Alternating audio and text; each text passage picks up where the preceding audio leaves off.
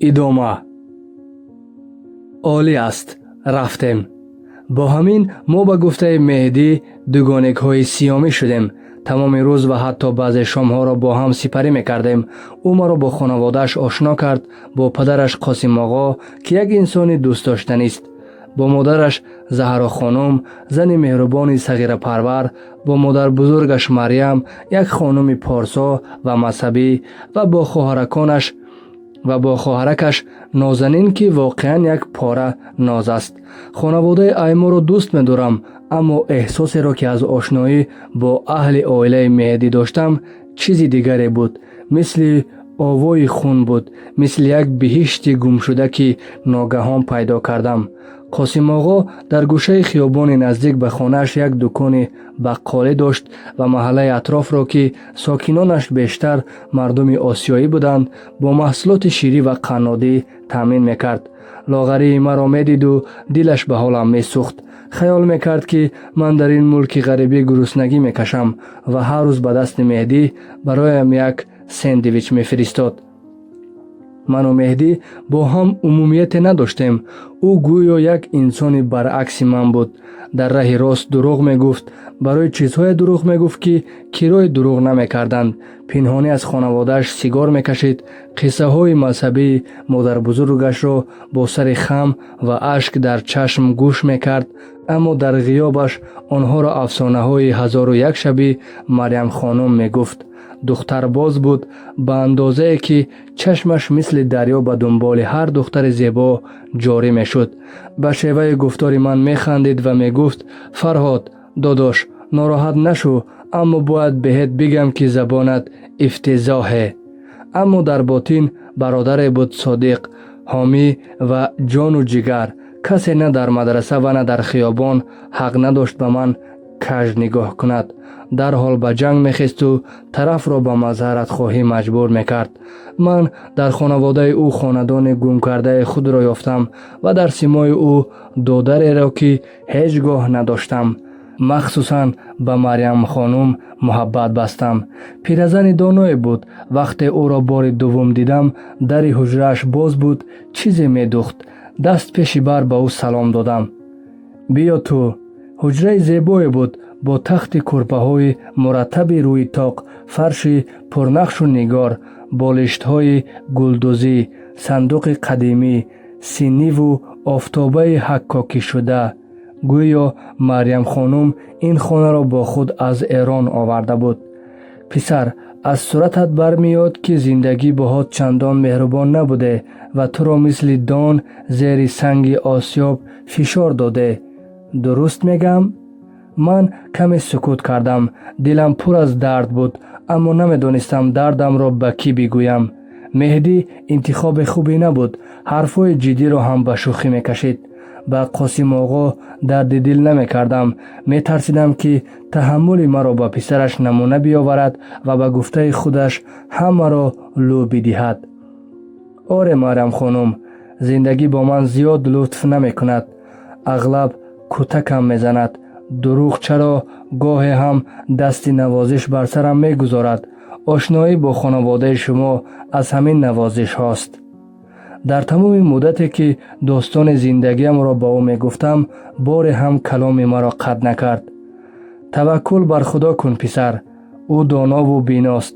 بعد از هر سختی به بنده‌اش سبکی می دهد. پروردگار تو را به آسیب به اینجا رساند. شکر کن. خداوند بنده شکرگزار را دوست می دارد. قاسم آقا مرا پسر دویم خود می دانست و می گفت که من روی مهدی تأثیر خوب می گذارم. این پدر سوخته تحصیل را بلد نبود، نه دفتر داشت و نه خودکار. حالا درس می خونه، مشق شب انجام می دهه، حساب و کتاب را بلد شده. خدا تو را حفظ کند پسر. نمیدونم تأثیر من روی مهدی چگونه بود، اما او روی من و اعصاب من تأثیر بد میگذاشت.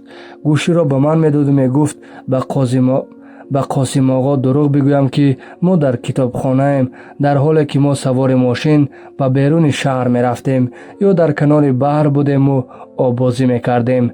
مهدی عاشق ماشین بود. қосим оғо хулқу хӯи писарашро медонист ки ба ӯ мошин намедод ва ба гуфтаи Меҳдӣ свичи мошинро мисли тумор дар гарданаш мегардонд. Меҳдӣ ишқи ронандагиро дар мошини ман, беҳтар аст бигӯям дар мошини шики Марта мешикаст. мошинро барои ним соат мегирифту ба дидори кадом духтаре мерафт ва маро тамоми рӯз дар соҳил мунтазир мекард. баъд аз дур ахмҳои гирифтаамро медиду дастҳояшро мисли бол мекушод. додош, як моч бидеҳ, мегуфту маро ба зур ба оғӯш мекашид, қилқилак мекарду қаҳрамро фурӯ мешинонд. танзпардоз буд ва тавре латифа нақл мекард ки ман аз ханда ғел мезадам. гоҳо фикр мекунам, агар Меҳдӣ намебуд, шояд аз он чи дар хонаи Марта кашидам, девона мешудам. Марта ногаҳон мутаваҷҷеҳи ҳузури ман шуд ки эй кош намешуд. рӯзе аз мактаб бармегаштам ки шабаҳи ӯро пушти панҷара дидам. гоҳ пайдо ва гоҳ пушти панҷара нопадид мешуд, мисли одаме ки ҷосусӣ мекунад. дари хонаро боз кардаму Мартаро дар такяи нардаҳои ошёнаи дуюм дидам ки шоли нафисе рӯи шонаҳояш бо ишва лабханд мезад. олаф ишқи ман, чаро имрӯз дер омадӣ? Медонӣ ки таҳаммули дурии туро надорам. дар остонаи дар ҳайкали ях шудам ва наметавонистам аз ҷой такон бихӯрам. садои Богуслава, ки чун ҳамеша дар ошпазхона мусиқии такрорияшро замзама мекард, якбора қатъ шуд. Март аз паллаҳо оромона ба истиқболи ман меомад ва раҳбараҳ мӯйҳои камшуморашро ба тавре басомон меовард, ки ингор на 4 тор пашм, балки ҳалқа ҳалқа гесу дошт. ӯ дастҳои лоғарашро давре гарданам ҳалқа карду лабҳояшро ба лабҳои аз изтироб хушкидаи ман часпонд. бӯи шири турш ба машомам расид. бо гӯшаи чашм Богуславаро дидам, ки корди бузурге дар даст, бо даҳони боз ва чашмони аз тааҷҷуб бузургшуда ин саҳнаи ҳайратоварро тамошо мекард. Марта ниҳоят лабҳояшро аз лабони ман бардошту бо чашмони пур аз ишқу алоқа ба ман нигоҳ кард ва ҳамзамон ба Богуслава амр дод, ки мизеро бо шаму шароб барои мо омода кунад. олаф, ишқам, бирав душ бигир, бо ҳам шоми афсонавие хоҳем дошт. ба маҳзи аз зинаҳо боло шудани Марта ба ошпазхона давидам. Богуслава гӯш ба карӣ зада буду гӯшт пора мекард. гӯё маро намедид. бо изтироб бозуяшро такон додам. явош ҷавон, наздик буд ангуштонамро қатъ кунӣ. Богуслава, бигӯ ман чӣ кор кунам? чаро аз ман мепурсӣ? ман чӣ медонам? ба духтараш бигӯ, ки бо баҳонаи модарам аз ман мутанаффир аст, масъулияти ин девонаро бар дӯши мо гузошту рафт. ин ҳарфҳо ба ман кӯмак намекунад. ба раҳнамоӣ ниёз дорам, ки чӣ гуна бо Марта бархурд кунам. Богуслава мисли қассобҳои ҳирфаӣ кордро дар тахтаи чӯбин фурӯ карду ду даст зери бағал рӯ ба ман овард. шояд дар ин хона то ҳол касе аз ӯ машварату роҳнамоӣ нахоста буд, ки чеҳрааш табиши оқилона гирифт ва лаҳзае сукут кард. писар, ман намедонам ту бо инҳо чӣ доду гирифте дорӣ, ки ба ин андоза мадюнашон шудаӣ, аммо агар аз ман бипурсӣ, мегӯям, агар ду пой дорӣ, ду пой дигар қарз бигиру аз ин хона бигирез. ин девона ҳолоҳо мурданӣ нест ва пеш аз оне ки бимирад, чандин одами солимро ба он дунё мефиристад. ӯ ногаҳон хомӯш шуд ва бо нигоҳ ба даври вуруди ишора кард. Пандора, парастдори Марта, озими рафтан буду дар остонаи дар кафшҳояшро иваз мекард. ба дунболи Пандора ба ҳавлӣ баромадам. маро диду боз истод. ба ман коре доред? Марта дучори таваҳҳум шудааст. маро ҳамсари худ медонад. намедонам чӣ кор кунам. шумо духтур ҳастед, беҳтар медонед дар чунин ҳолатҳо чӣ кор бояд кард. Пандора як зани ҳудудан 40-солаи юнонитабори хушандон буд, ки бо чашмони сиёҳи бодомшакл, абрувони камонӣ ва ҳайкале, ки ҷаззобияти ҷавониро ҳифз карда буд, бештар занҳои турку эрониро ба ёд меовард. ӯ бо тараҳҳум ба ман нигоҳ кард. охир чаро ин масъулияти сангинро бар дӯш гирифтӣ? ту барои муроқибат аз беморе мисли Марта хеле ҷавонӣ. ӯ туро мешиканад. Марта ҳоло ба марҳилаи вахимтари ин марезӣ нарасидааст. ҳаёлое мешавад вой бар ҳоли онҳое, ки дар он марҳила дар бараш бошанд. Марта пандора ҳанӯз ҳарфашро ба итмом нарасонда буд ки шишаи сангине аз рӯи сари мо парид ва як қадам дуртар ба замин бархӯрду шикаст. фазо пур аз бӯи шароби қирмиз ҷуд. сар бардоштаму мартаро дидам ки чӣ рост мезад ва ҳар чӣ ба дасташ уфтодаро аз панҷара ба поён парт мекард. пандора ин саҳнаро диду осемасар ба сӯи мошинаш қадам бардошт ва раҳбараҳ узрхоҳӣ кард ки наметавонад ба ман кӯмак кунад. хеле маъзарат мехоҳам, бояд навамро аз кӯдакистон бигирам. ӯ номи мусаккини мартаро дар расиди хариди бензин навишт ва панҷараи мошинро он қадр сарӣ пӯшид ки гӯё метарсид ӯро аз гиребонаш берун кашам. мустақим ба назди Богуслава рафтам. аъсобаш аз ин сару садоҳо хароб буд ва мушакҳои сураташ аз қаҳр таранг мешуданд. ҳарфе назад ва мо пасопеш аз паллаҳо баланд шудем. марта хонаро ба ҳам рехта буд. ӯ бо пои урён рӯи полаҳои шикастаи кӯзаи блурин роҳ мерафт ва ба дунболи худ дар фарши норанҷӣ нақшҳои қирмиз мегузошт. гӯё дардеро эҳсос намекард. дар тан либоси шаффофи хоб дошт ва бо тасвирҳои дурӯғине ки дар мағзи маризаш бурӯз мекард барои як шаби ошиқона омодагӣ мегирифт. Богуслава бо танаффуре ки нерӯяшро ҳатто ман эҳсос мекардам, гоҳ ба Марта нигоҳ мекард, гоҳ ба бесору самониҳои эҷодкардаи ӯ.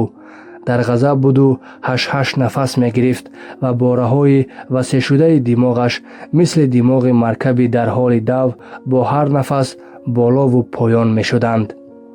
ӯ бе ҳеҷ тардид Мартаро, ки тамоми умр шарикони рақсияш бо назокат ва мисли пари қуб боло мебардоштанд, шабеҳи гунҷишк бардошту ба тундӣ рӯи тахти хоб партофт ва даст бардошту мехост силлие ба сураташ бизанад. Марта мисли санҷоб аз гӯшае ба гӯшае мепарид ва аз дасти болошудаи Богуслава чашм намеканд. ҳар ҷо ки мехазид, қатраҳои хун ба дунболаш мерафтанд. дасти баландшудаи Богуславаро дар ҳаво бардоштам. ин коро накунед, ӯ бемор аст охир. Богуслава ба мазури бало ба пасад бо ситеза ба сӯи ман даст афшонду аз ҳуҷра берун шуд, то ба тамизкор тамос бигирад. ман мондам бо Марта, ки зонувонашро бағал карда буду чеҳраи кӯдаки тарсидаро дошт. мусаккинро бе муқовимат бо як-ду ҷуръа об нӯшид. ӯро рӯи даст ба хонаи хоби Мария бурдам. монанди пари қӯ сабук буд. захмҳои пояшро бо дорӯи зидди уфунат дармон кардам. ором шуда буд ва ҳардам бо тааҷҷуб мепурсид ки ту кистӣ? чашмони аз хастагӣ нимабозаш маро ба ёди модари маризам меандохт, ки дар моҳи ахири зиндагиаш гоҳ бо худ буду, гоҳ бехуд. гоҳ моро мешинохт ва гоҳе аз шикофи чашмҳои нимроғаш бо ҳайрат ба мо нигоҳ мекард. ҳамон тавр ки соатҳо сари аз дармони шимиёӣ каммӯи модарамро навозиш мекардам, мӯйҳои камшумори Мартаро бо панҷаҳоям шона мезадам ва рухсораҳои фурӯрафтаашро навозиш мекардам. ашк дар чашмонам ҳалқа мезад ва аз косаи лабрези дидагонам ба пироҳани шаффофи Марта мечакид. дергоҳ барои модарам ва хоҳарони танҳоям нагириста будам. музтарибу муҳтоҷии Марта аламҳоямро тоза мекарданд. зиндагӣ на танҳо бо инсонҳои соддаи мисли ман, балки ба ситораҳои бузурге мисли Марта, ки замоне бути озарии миллионҳо буд, раҳм намекардааст. ниҳоят хобаш бурд. хоб ӯро ба куҷоҳое мебурд, ки гоҳ хушҳолона лабханд мезад ва гоҳ пешонӣ чин мекард, дуруст мисли бачаҳои навзод. модаркалонам мегуфт, ин фариштаҳоянд, ки бо кӯдакони навзод шӯхӣ мекунанд. вақте мегӯянд модарат рафт, модарат нест, кӯдак гирья мекунад. вақте мегӯянд шӯхӣ кардем, модарат инҷост, бача дубора механдад. Марта ҳам дошт табдил ба як кӯдак мешуд. саҳар дар долон бо Пандора рӯбарӯ шудам. ӯ аз ҳуҷраи Марта берун меомад. хиҷолатзада менамуд. хоҳиш кард, ки дар бораи ҳодисаи рӯзи гузашта ба Мария чизе нагӯям. духтари ман маъюб аст. фарзанди ягонаашро ба танҳоӣ бузург мекунад. агар ин ҷои корро аз даст бидиҳам, пули иҷораи хонаро дода наметавонем. дар кӯча мемонем. лутфан. хостам аз Марта хабар бигирам ва ангушт ба дар задам. бифармоед. Марта пушт ба дар ба дастонаш крем мемолид. аз ҳолати дирӯза дар ӯ осоре намонда буд. гӯё дар пушти сараш чашм дошт ки медонист кӣ ба хона ворид шудааст. чӣ ҳол дорӣ ҷавони зебо? зиндагият дар хонаи ман хуш мегузарад? хубам, ташаккур. шодам ки шумо имрӯз сари ҳол ҳастед. оре, имрӯз хубам. пас ман рафтам. дарсҳоям баъди соате шурӯъ мешаванд. пой аз ҳуҷраи ӯ берун гузоштам ки дубора садояшро шунидам. оҳанги гуфтораш фарқ мекард. иштибоҳ мекунӣ агар фикр кунӣ ки ман ҳодисаи шаби гузаштаро фаромӯш кардам. ман ҳеҷ гоҳ ҳеҷ чизро фаромӯш намекунам. бо он ки шаби гузашта ӯро аз силии Богуслава наҷот додам ва бо ӯ меҳрубон будам, пуштам аз оҳанги таҳдидомезаш арақ кард. аз ин бармеояд ки на ҳамаи чинҳои мағзи ӯ ҳамвор шудаанд ва ҳоло ҳам баъзе ҳодисаҳоро ёддошт мекунад. рӯзҳои баъдӣ ҳоли Марта ба таври шигифтангез хуб шуд ва ӯ ба он пиразани афсурдае ки рӯзи аввал дида будам шабоҳат надошт. рӯзе ороишгар даъват карду худро оро дод ва шолу кӯлоҳ карду савори мошин куҷое рафт. метарсидем ки ба далели заволи ақл роҳи хонаро намеёбад, вале ӯ беосеб баргашт. хушҳол буд, рафтори боназокат дошт ва як дарза пулро аз кифаш берун оварду ба ҷайби Богуслава ва Пандора андохт. чун навбат ба ман расид, лабханди мармӯзе заду пулҳои боқимондаро гашта ба кифаш гузошт. Богуслава бо оринҷ оҳиста ба паҳлӯи Пандора нихта зад ва бо ишораи сар паллаҳоро нишон дод, ки Марта аз онҳо хушҳолона баланд мешуд. мисле ки ақлаш ба ҷояш баргаштааст. хидматгоро аз меҳмон фарқ мекунад. ҷойи хушбинӣ надорад. ин танҳо як беҳбудии муваққатӣ аст.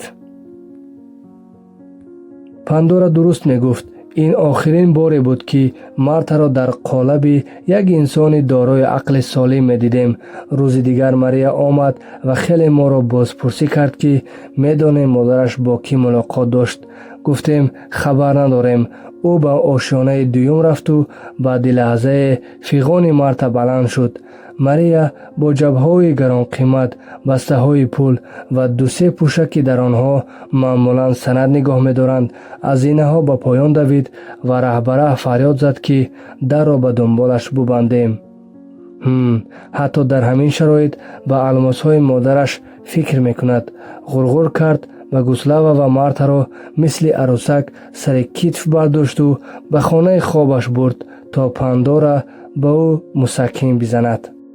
Марта хотираи кӯтоҳашро тадриҷан гум мекард, аммо зиндагии 30-40 соли пеш, дуруст замони авҷи маъруфияташ, ҳамчун прима балерина ва як замонеро ки маҷнуни падари София буд, бо хурдтарин ҷузъиёт дар ёд дошт. Богуслава мегуфт дар тамоми умраш касеро ба андозаи Марта бадрашку ҳасуд надидааст. шабе ки Олаф намеомад, ӯ девона мешуд, бо сару пои бараҳна ба мошин менишасту ба хонаи Олаф мерафт ва он марди бечораро дар ҷогаҳи ҳамсараш берун меовард. он қадар аз ин бебандубориҳо кард, ки Лайна ба ҷон расиду Олафро талоқ дод. Марта акнун бо хотираи 40 соли пеш зиндагӣ мекард ва ман марди орзуҳояш будам. гоҳо маро Олаф ишқам мегуфту дастҳояшро даври гарданам ҳалқа мекард ва гоҳо дер ба хона бармегаштаму ӯ девона мешуд ва сангу сафолро ба сарам мезад. захмҳои аз зарбаҳои Марта дар пешонӣ ва сарам боқӣ монд, ки ман онҳоро зери мӯйҳои баланд пинҳон мекунам. хулоса бо Марта рӯзгори ороме надоштем ва ҳамеша гӯш ба овоз будем, ки ё хонаро оташ мезанад, ё худро аз панҷара берун меафканад. шунавандаҳои азиз, идомаро дар қисмати дигар хоҳед шунид.